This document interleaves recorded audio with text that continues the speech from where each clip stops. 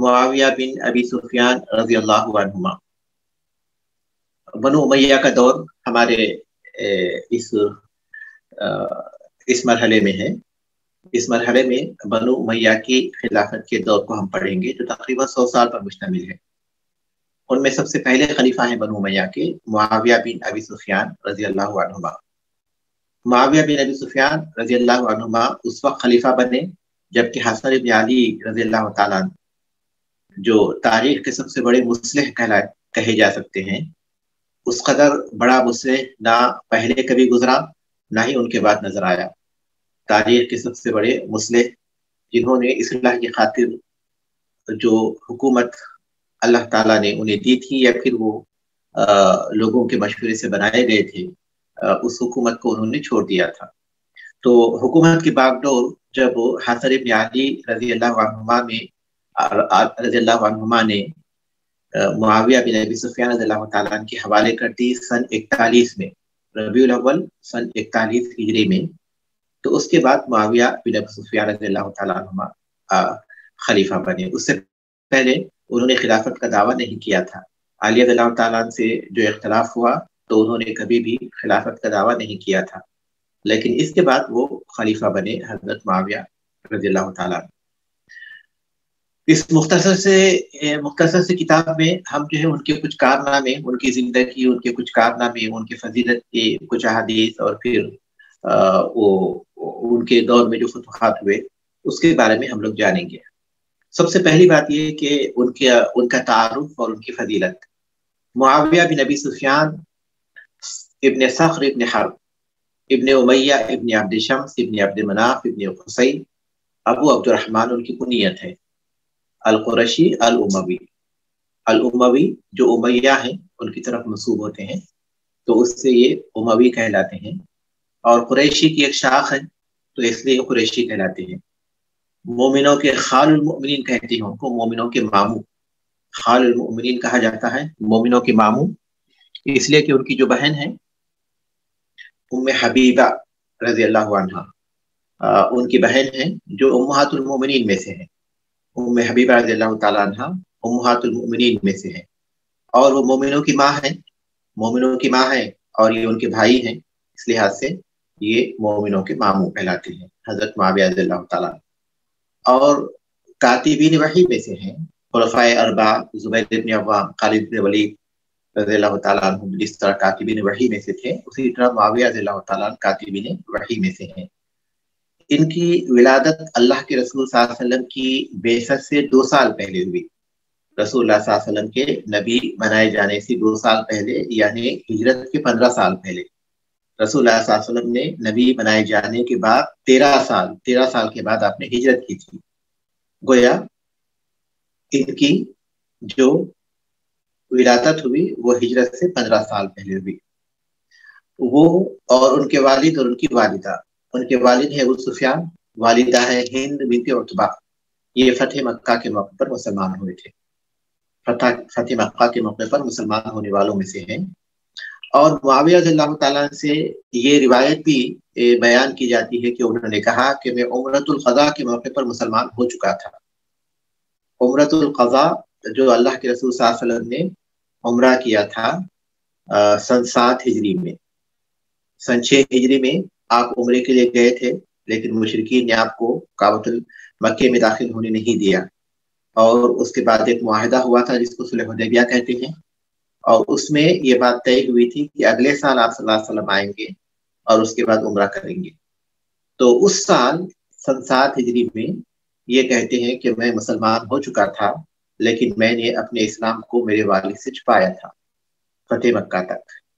बल्कि बाज़ रिवायत में आता है कि उनके वालिद को पता चल गया था, तो उनके वालिद कहने लगे कि यजीद जो तुम्हारा भाई है, यजीद इब्न अबी सुफियान, वो तुमसे अच्छा है, जो अपने बाप दादा के दीन पर कायम है। तो मुआविया रज़ियल्लाहु ताला ने कहा था कि मेरा उससे कोई ताल्लुक नहीं है, यानी मैं उससे कोई मुकाबला नहीं करना चाहता। तो बहरहाल ये मुआविया रज़ियल्लाहु ताला की खूबियों में से है कि वो फतेह मक्का से पहले मुसलमान हो गए थे या फिर फतेह मक्का के मौके पर मुसलमान हुए थे। दोनों रिवायतें इस सिलसिले में आती हैं, लेकिन यहाँ एक बात हम गौर कर सकते हैं کہ معاویہ رضی اللہ تعالیٰ کی جو خوبیاں ہمیں اسلام کی حالت میں نظر آتی ہیں، اسلام کی حالت میں ہم دیکھتے ہیں کہ وہ انہوں نے کس طرح عمر رضی اللہ تعالیٰ نے ان کو جہاد کے لیے بھیجا تھا، پھر کس طرح ان کو شام کا والی بنایا، تو اس کے بعد مسلسل ان کو والی باقی رکھا، اس کے بعد کیسے ان کے خوبیوں کی لوگوں پوری دنیا نے اس کا اعتراف کیا۔ تو یہ اتنی خوبیاں ہونے کے باوجود بھی جو کارنامے انہوں نے مسلمان ہونے کے بعد انجام دیے تھے، زمانے جاہلیت میں ان کے ایسے کچھ کارنامے نظر نہیں آتے، یعنی اسلام سے پہلے، باوجود یہ کہ ان کے اندر اتنی خوبیاں تھیں۔ اسلام کے موقع پر جب وہ اسلام لائے تو ان کی عمر تقریباً 18 سال تھی، لیکن اس کے باوجود بھی انہوں نے مسلمانوں کے خلاف کچھ ایسا نقصان پہنچایا ہو کفر کی حالت میں، ایسی کوئی بات منقول نہیں ہوتی۔ تو اس سے راجع یہی لگتا ہے کہ وہ عمرۃ القضاء کے موقع پر مسلمان ہو گئے تھے۔ ان کا جو طرز عمل رہا ہے اسلام لانے سے پہلے، ان کے والد ابو سفیان کے بارے میں تو واضح طور پر آتا ہے کہ وہ تو مشرکین کے سردار تھے، تو وہ ایسے گھرانے سے تعلق رکھتے ہیں جو رسول اللہ صلی اللہ علیہ وسلم اور مسلمانوں کے خلاف جو جنگیں ہو رہی ہیں اس میں قیادت کر رہا ہے وہ گھرانہ۔ اس کے باوجود بھی معاویہ رضی اللہ تعالیٰ کا نام اس میں کہیں نظر نہیں آتا کہ انہوں نے مسلمانوں کے خلاف ایسا اور ایسا کیا ہو۔ اس سے بات راجع معلوم ہوتی ہے کہ وہ پہلے ہی مسلمان ہو گئے ہوں۔ قریش کے یہ سادات قریش میں تھے، اسلام کے مخالفین میں سے تھے، لیکن ان کی مخالفت میں ایسا کوئی کارنامہ ذکر نہیں کیا جا سکتا۔ لیکن ابو سفیان البتہ وہ قریش کے سردار تھے اور سخت ترین دشمنوں میں سے تھے، لیکن اس کے بعد وہ مسلمان ہوئے تو ان کا اسلام جو ہے اچھا ثابت ہوا، اسلام میں وہ ثابت قدم رہے اور ان کے اچھے اچھے کارنامے ہیں۔ طائف کے موقع پر ان کی ایک آنکھ چلی گئی تھی، اور یرموک میں جو شریک ہوئے تھے جنگ میں ان کی دوسری آنکھ بھی چلی گئی تھی، اور یرموک میں انہوں نے بہت اچھے کارنامے انجام دیے تھے۔ تو بہرحال اگرچہ کہ انہوں نے فتح مکہ سے پہلے ابو سفیان رضی اللہ تعالیٰ نے مسلمانوں کو بہت نقصان پہنچایا، لیکن جب مسلمان ہوئے تو انہوں نے ایسے ہی کارنامے مسلمانوں کے حق میں بھی انجام دیے اور مسلمانوں کی تائید میں بھی، اور اللہ تبارک تعالیٰ کے دین کی خاطر بھی انہوں نے ایسی ہی قربانیاں دی۔ معاویہ رضی اللہ تعالیٰ مسلمان ہونے کے بعد اللہ کے رسول صلی اللہ علیہ وسلم کی صحبت میں رہے، اور آپ کے جیسے دوسرے کاتبین وحی تھے اس میں یہ بھی شامل ہو گئے۔ ان سے صحیحین میں بہت سی حدیثیں مروی ہیں، اور صحیحین کے علاوہ سنن میں جیسے کہ سنن ابی داؤد ہے، اور مسانید میں جیسے کہ مسند احمد ہے، ان تمام میں ان کی کئی احادیث روایت کی گئی ہیں، اور صحابہ اور تابعین کی ایک بڑی جماعت نے بھی ان سے احادیث کو روایت کیا ہے۔ معاویہ رضی اللہ تعالیٰ سے جو حدیثیں مروی ہیں اس میں ایک مشہور حدیث ہے جو مسند احمد میں ہے، من یرید اللہ بہ خیرا یفقہہ فی الدین، بہت مشہور حدیث ہے، من یرید اللہ بہ خیرا یفقہہ فی الدین۔ ہر طالب علم کو یہ حدیث یاد ہونی چاہیے، اور اس حدیث کو جو ہے وہ اسے اپنے کور پیج پر لکھ کر رکھنا چاہیے، کیونکہ یہ وہ چیز ہے جو انسان کو دین میں تفقہ حاصل کرنے، دین میں پیش قدمی کرنے، علم دین کے حصول میں اسے مددگار ثابت ہوتی ہے۔ تو ان سے جو حدیث مروی ہیں اس میں یہ حدیث بہت معروف ہے کہ اللہ تعالیٰ جس کے ساتھ بھلائی کا ارادہ کرنا چاہتا ہے اس کو دین میں تفقہ عطا کرتا ہے۔ اور ابو بکر ابن ابی دنیا کہتے ہیں معاویہ رضی اللہ تعالیٰ کے جو حلیہ تھا اس کے بارے میں کہتے ہیں کہ وہ ان کا قد طویل تھا، رنگ سفید تھا اور خوبصورت نظر آتے تھے۔ ان کی فضیلت میں جو حدیث ہے اس میں طبرانی میں ایک حدیث ہے، اس حدیث کے جو رجال ہیں وہ ثقہ ہے اس حدیث کے راوی، کہ اللہ کے رسول صلی اللہ علیہ وسلم نے معاویہ رضی اللہ تعالیٰ عنہ کی دعا دی ان الفاظ میں کہ اللہم اہدہ بالہدی وجنبہ الردی واغفر لہ فی الآخرۃ والأولی، اللہ تبارک تعالیٰ ان کو ہدایت عطا فرما، ہدایت کے ذریعے یعنی ان کو ہدایت پر ثابت قدمی عطا فرما، اور جو گمراہی ہے یا سقوط ہے یا ہلاکت ہے اس سے ان کو محفوظ فرما، اور دنیا اور آخرت میں ان کو بخش دے۔ اس حدیث کے بعد یہ حدیث ضعیف ہے کیونکہ اس حدیث میں ایک راوی پر کلام کیا گیا ہے، اگرچہ کہ اس کے رجال ثقات کہا گیا ہے، لیکن بہرحال یہ حدیث ضعیف کہی گئی ہے۔ جیسا کہ میں نے اس کی تحقیق کی تو اس میں ایک راوی کا ذکر کیا گیا جو ضعیف ہے۔ اور اسی طرح امام احمد بن حنبل رحمۃ اللہ علیہ نے روایت کیا، اور اس کے رجال ثقات ہیں، اور یہ حدیث صحیح ہے کہ رسول اللہ صلی اللہ علیہ وسلم نے ان کے لیے دعا کی، اللہم علم معاویۃ الکتاب والحساب وقیہ العذاب، اے اللہ تبارک تعالیٰ معاویہ کو کتاب اور حساب سکھا، کتاب اور حساب سکھا اور ان کو عذاب سے محفوظ فرما۔ اور ترمذی میں ہے، اور ترمذی رحمۃ اللہ علیہ نے اس حدیث کو حسن قرار دیا کہ اللہ کے رسول صلی اللہ علیہ وسلم نے ان کے لیے دعا کی، اللہم اجعلہ ہادیا مہدیا واہدی بہ، اے اللہ تبارک تعالیٰ ان کو ہدایت دہندہ، ہدایت دینے والا، مہدین ہدایت یافتہ، ہدایت پانے والا، ان کو ہدایت دہندہ بنا، ہدایت یافتہ بنا، واہدی بہ، اور ان کے ذریعے دوسروں کو بھی ہدایت عطا فرما۔ اور اسی طرح صحیح بخاری میں ام حرام بنت ملحان سے روایت ہے، جو عبادہ بن صامت رضی اللہ تعالیٰ عنہ کی بیوی ہے، اور اس حدیث کو مرفوع انہوں نے روایت کیا ہے کہ میری امت میں جو سب سے پہلی فوج سمندر میں جنگ کے لیے جائے گی ان پر جنت واجب ہو جائے گی۔ میں نے کہا کہ اللہ کے رسول صلی اللہ علیہ وسلم میں اس میں رہوں، اس کی دعا کیجئے، تو آپ نے ان کے لیے دعا کی اور کہا کہ تم ان میں سے رہو گی۔ معاویہ رضی اللہ تعالیٰ یہ جو پہلی جنگ سمندر میں ہوئی تھی اس کے قائد تھے، اور اسی جنگ میں ام حرام رضی اللہ تعالیٰ عنہ وفات پائی تھی۔ اللہ کے رسول صلی اللہ علیہ وسلم کی پیشن گوئی ان کے بارے میں پوری ہوئی تھی۔ معاویہ رضی اللہ تعالیٰ عنہ کی فضیلت میں سب سے جو مشہور حدیث ہے،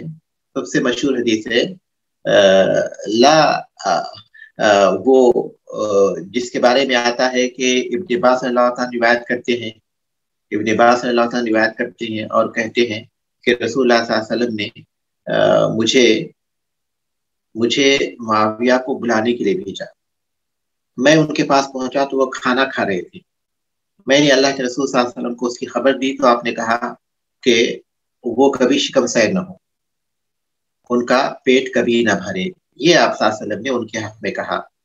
تو بعض لوگوں نے اس کو بنیاد بنا کر کہا کہ اللہ کے رسول صلی اللہ علیہ وسلم نے ان کے لیے بد دعا کی تھی، اللہ کے رسول صلی اللہ علیہ وسلم نے ان کے لیے بد دعا کی تھی، لیکن یہ بات غلط ہے۔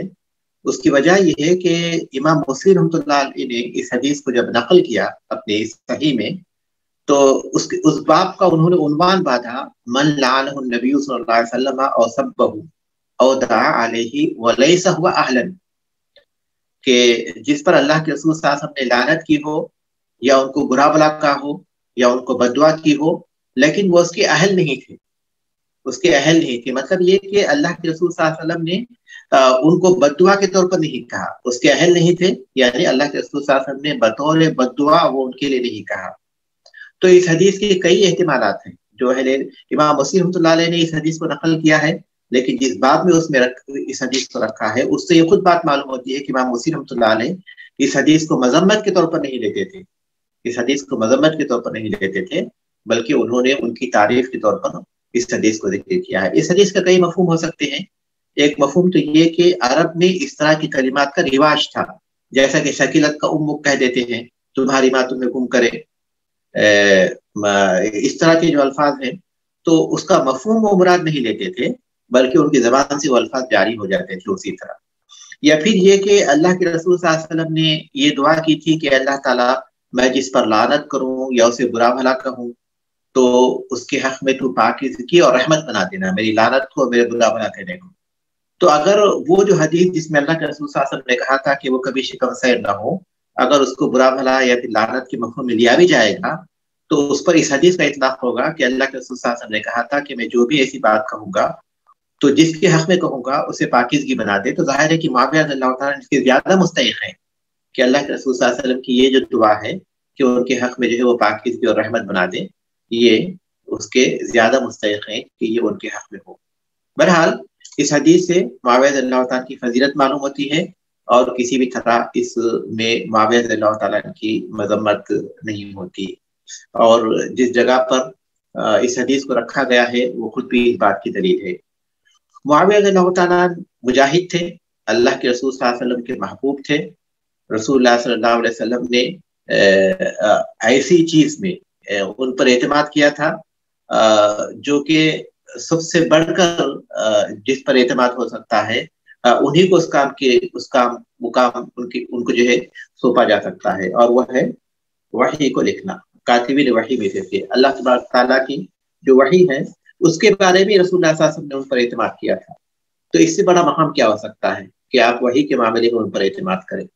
एक तरफ तो ये मुआविया रज़ियल्लाहु ताला अन्हु के मकाम है, मर्तबा है, उनकी फजीलत है, और दूसरी तरफ हम देखते हैं कि जो मुस्तशरिकीन हैं और जो रवाफिज हैं वो उनकी जो सीरत है वो बहुत ही तासुबाना अंदाज में पेश करते हैं और अदावत दुश्मनी का चश्मा लगाकर उनकी सीरत को देखते हैं, उसी अंदाज से वो बयान करते हैं और उनको जो है तरह तरह के बुरे औसाफ उनकी तरफ मंसूब करते हैं, जैसे वो मकर करते थे, धोखा देते थे, लालूची थे, उन्हें खून बहाया वगैरह वगैरह। ये तमाम चीजें ये तारीखी ऐसी रिवायात के जरिए उन पर जो है तनकीद करते हैं, ऐसी रिवायत को बहाना बनाकर या ऐसी रिवायत पर एतमाद करते हुए जो सरासर झूठी हैं, जो सरासर मौजूद हैं। यहाँ आप हमेशा याद रखिए कि तारीख में जो रिवायत आई है आम तौर पर वो या तो अबू मुखन्नफ लूत इब्न यहया से है, जो कि मुतहम तौर पर ज़ईफ रावी है। अबू मुखन्नफ लूत इब्न यहया, चाहे वो इब्न कसीर में हो या फिर ये कि वो तबरी में हो, उन्होंने जो तारीख जमा की है वो रावियों के जरिए जमा की है। हदीस के रावियों की जैसी तहकीक की गई वैसे तारीख के रावियों की तहकीक नहीं की गई। लेकिन अफसोस की बात यह कि बाज लोग तारीख की रिवायतों को सही अहादीस की तरह लेते हैं, बल्कि बाज लोग तो ऐसे समझते हैं कि जो तारीखी रिवायत है ये सही बुखारी सही मुस्लिम की अहादीस है और उसकी बुनियाद पर फिर उसको बुनियाद बनाकर सहाबा में से किसी पर तनकीद करते हैं, किसी में किसी के बारे में कोई ऐब लगाते हैं, जबकि वो हदीस की रिवायत की तरह नहीं है, हदीस की रिवायत की तरह नहीं है, बल्कि उसके जो रावी हैं या तो अबू मुखन्नफ लूत इब्न यहया है जो कि ज़ईफ है, और इसी तरह वाक़िदी है वो भी ज़ईफ है, और इसी तरह दूसरे रावी भी हैं वो सारे के सारे ज़ईफ हैं। तो उसकी तहकीक करनी होगी, तहकीक के बाद ही कहा जा सकता है। लेकिन मुआविया रज़ियल्लाहु ताला अन्हु पर जो तनकीद की जाती है आमतौर पर ऐसी रिवायतों को बुनियाद बनाकर जो कि हकीकत पे सही नहीं है और सारे की सारी झूठी हैं। जैसा कि इस किताब में जिक्र किया गया कि एक राफिजी जो रावी है जिसको अबू मुखन्नफ लूत इब्न यहया कहा जाता है, उसने बहुत से झूठ और बहुत से मुबालगा आमीज बातें तारीख में जो है जमा कर दी, और लेकिन उलमा ने जैसे कि इब्न कसीर रहमतुल्लाह अलैह वगैरह ने बता दिया कि ये उन लोगों में से है जो कि झूठ करता था और झूठी बातें बयान करता था। हुकूमत मामले में मुआविया रज़ियल्लाहु ताला की सियासत क्या थी? मुआविया रज़ियल्लाहु ताला का जो तर्ज हुकूमत था या उनके तरीक़ेकार था वो किस नौयत का था? मुस्नद अहमद में आता है और उसके जो रावी हैं वो सिक़ा हैं, कहते हैं कि अल्लाह के रसूल सल्लल्लाहु अलैहि वसल्लम ने मुआविया रज़ियल्लाहु ताला से कहा था कि ऐ मुआविया, अगर तुम किसी मामले के जिम्मेदार बनाए जाओ तो अल्लाह से डरो और इंसाफ करो। तो मुआविया रज़ियल्लाहु ताला ने कहा कि उस वक्त से मुझे इस बात का ख्याल रहता था कि मैं किसी मामले की जिम्मेदारी के जरिए आजमाया जाऊंगा, यहाँ तक कि मैं वाकई इस तरह की आजमाइश से दो चार हुआ। मुआविया रज़ियल्लाहु ताला अन्हु की सलाहियत और उनकी अदल और उनकी अमानत की इससे बड़ी दलील क्या हो सकती है कि उमर इब्न खत्ताब रज़ियल्लाहु ताला ने उनको शाम के एक हिस्से का जिम्मेदार बनाया था, बाद में शाम का दूसरा हिस्सा भी उनके हवाले कर दिया। और किसने बनाया था? उमर इब्न खत्ताब रज़ियल्लाहु ताला ने। हम जानते हैं कि उमर रज़ियल्लाहु ताला अपने जो उम्माल हैं, अपने जो वाली हैं, अपने जो निगरान हैं जिनको मुकर्रर करते थे, उनके इंतखाब में कितनी सख्ती और कितनी बारीक बीनी से वो काम लेते थे।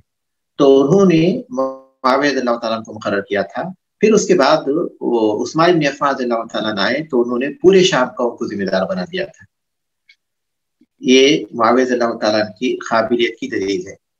और मुआविया रज़ियल्लाहु ताला लोगों से उनका जो सलूक था वो बहुत ही अच्छा था। यही वजह है कि शाम की जो रियाया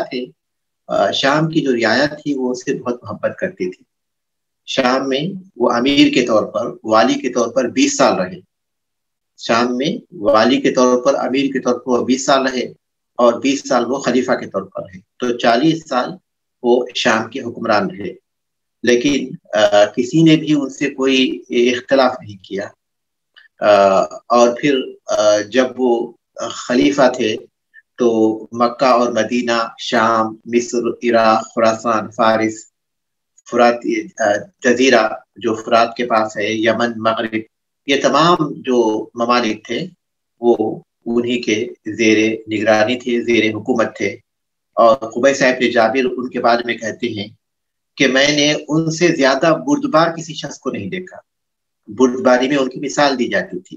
بردبار یعنی کوئی ان کے ساتھ برا سلوک کرے تو اس کو برداشت کرتے ہوئے اس کے ساتھ اچھا سلوک کرنا، حلم و بردباری. اور سرداری میں ان سے بڑھ کر کسی کو قابل نہیں دیکھا، اور میں نے ان سے بڑھ کر کسی کو نرم نہیں دیکھا لوگوں کے ساتھ معاملہ کرنے میں.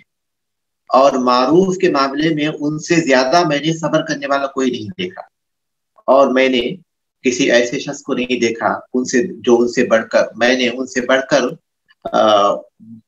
باطن ظاہر کے مشابہ ہو کسی اور شخص کو نہیں دیکھا. یعنی ان کا جو ظاہر ہے باطن اس کے بالکل مشابہ تھا. ان کا ظاہر باطن کے مشابہ تھا. ان کا ظاہر باطن کے مشابہ تھا. یہ ان کے بارے میں قبیصہ بن جابر رحمہ اللہ نے کہا ہے. اور وہ اپنے عمال کو انتخاب کرنے میں بڑی احتیاط سے کام لیتے تھے. جو قابل ہوتے، جن کے اندر صلاحیت ہوتی عقل کے اعتبار سے، حسن تدبیر کے اعتبار سے، تو وہ ان کو منتخب کرتے، بہتر سے بہتر آدمی کو لیتے. جیسا کہ مصر پر انہوں نے عمرو بن عاص رضی اللہ تعالیٰ کو مقرر کیا تھا، اور کوفے میں مغیرہ بن شعبہ کو منتخب کیا تھا، اور بصرے میں زیاد بن ابی کو منتخب کیا تھا. اور معاویہ رضی اللہ تعالیٰ کی جو سیاست ہے وہ بہت کامیاب رہی تھی، اسلامی مملکت کے اندر بھی اور اسلامی مملکت کے باہر بھی. اس کی سب سے بڑی دلیل یہ ہے کہ عالم اسلام جو اتنی بڑی خانہ جنگی سے نکلا تھا جو اس سے پہلے ہوئی تھی، اس کے بعد جب معاویہ رضی اللہ تعالیٰ خلیفہ بنے تو پوری طرح متحد ہو چکا تھا، پوری طرح متحد ہو چکا تھا. اور پھر کسی نے ان کے خلاف کوئی بغاوت نہیں کی. یہاں تک کہ خوارج کی جو بغاوت تھی وہ بھی ان کے دور میں دب چکی تھی. اس سے ان کی حکیمانہ سیاست کا علم ہوتا ہے کہ کس طرح حکمت کے ساتھ وہ لوگوں کے ساتھ معاملہ کرتے تھے اور حکومت کے نظام کو چلاتے تھے. داخلی طور پر ان کے کارنامے کیا ہیں؟ داخلی طور پر ان کے کارنامے کیا ہیں؟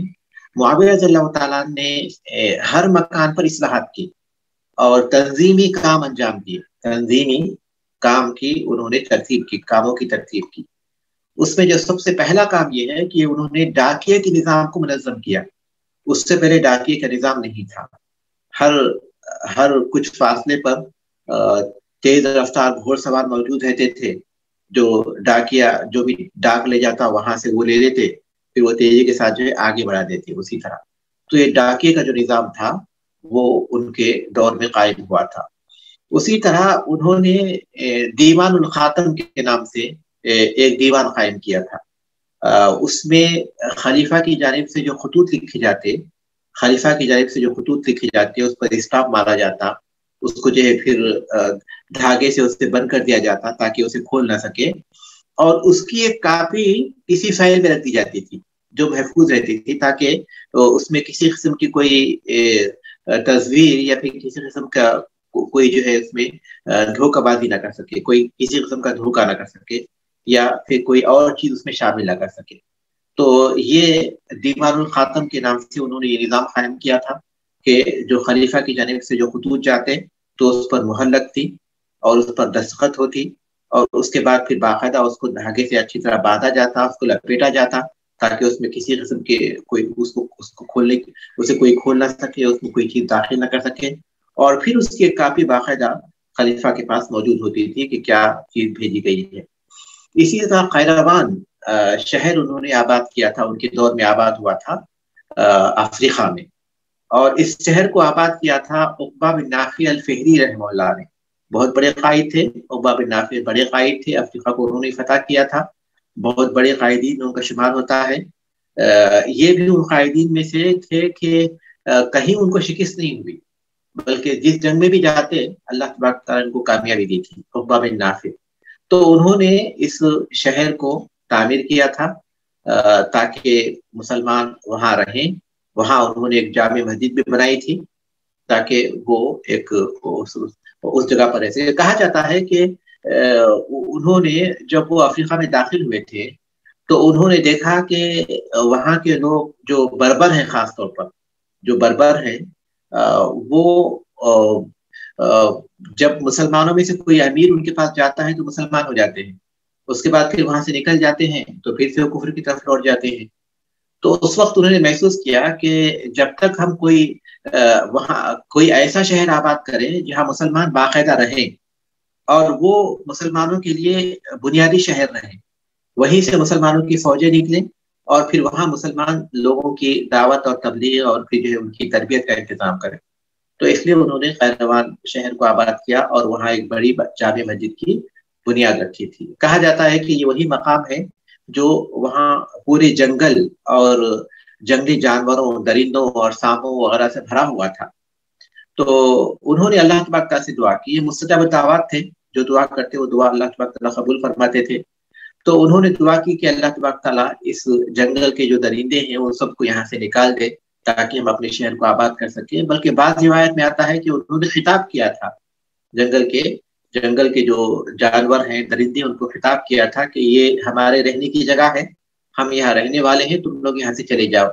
لہذا دیکھنے والوں نے دیکھا تھا کہ ہر درخت اور پتھر کے نیچے سے جو جنگلی نقصان پہنچانے والے جانور، درندے وغیرہ جو بھی تھے وہ نکل کر جا رہے تھے. بلکہ بعض روایت سے معلوم ہوتا ہے کہ اس حالت کو دیکھ کر کچھ لوگوں نے اسلام بھی قبول کیا تھا جب انہوں نے دیکھا تھا کہ کس طرح ان کی باتوں پر جنگل کا اثر ہوا تھا، ان کی باتوں کا جنگل پر اثر ہوا تھا. تو اس کے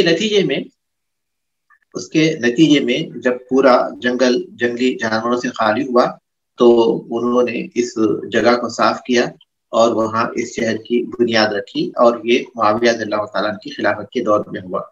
یہ افریقی جو شہر ہے یہ آج تونس میں ہے اور مدینہ تونس کا جو شہر ہے اس سے 165 کلومیٹر دور ہے.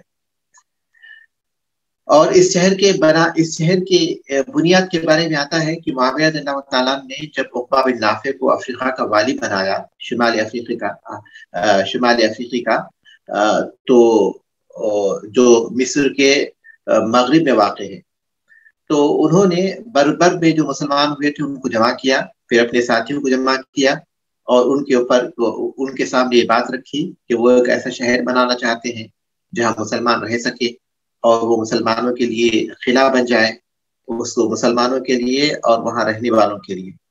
تو انہوں نے ان کی رائے سے اتفاق کیا.